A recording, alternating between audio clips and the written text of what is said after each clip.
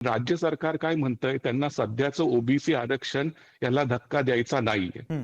तर मग आता घटना दुरुस्तीच तुम्हाला करावी लागेल आणि घटना दुरुस्ती जर केली तर ती पूर्ण देशाला लागू होईल. हो. मग जाट समाज, पटेल समाज, कापू समाज, वेगवेगळ्या राज्यातले त्यांना सगळ्यांना आरक्षण द्यावं लागणार. हं. आणि जे जरांगे पाटलांची मागणी आहे त्याला स्वतः गव्हर्नमेंटनीच सगळे सोयऱ्यांचा GR आणला, त्यांनी उपसमिती नेमली, त्यांनी न्यायमूर्ती शिंदेच्या खाली एक समिती हो. नेमलेली आहे. आता त्या समितीला तुम्ही एक्सटेन्शन दिलेलं आहे 30 जून पर्यंत पुढच्या वर्षी.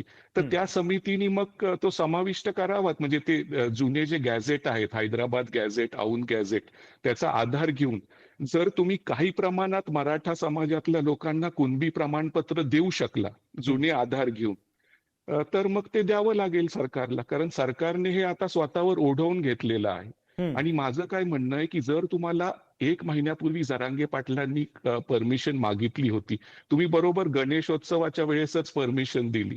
हं. त्यामुळे सरकारला पण बरेच उत्तरं ह्यात द्यावे लागतील आणि घटना दुरुस्तीशिवाय आता काहीही पर्याय नाहीये.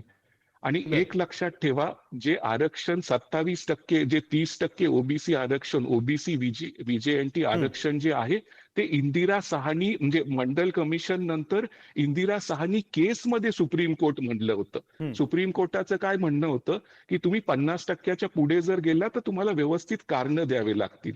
आता पार्लमेंटला कोणी थांबवलेलं नाहीये. पार्लमेंट घटना दुरुस्ती करून तुम्ही आरक्षणाची मर्यादा वाढवा आणि हं. कायदा आणा.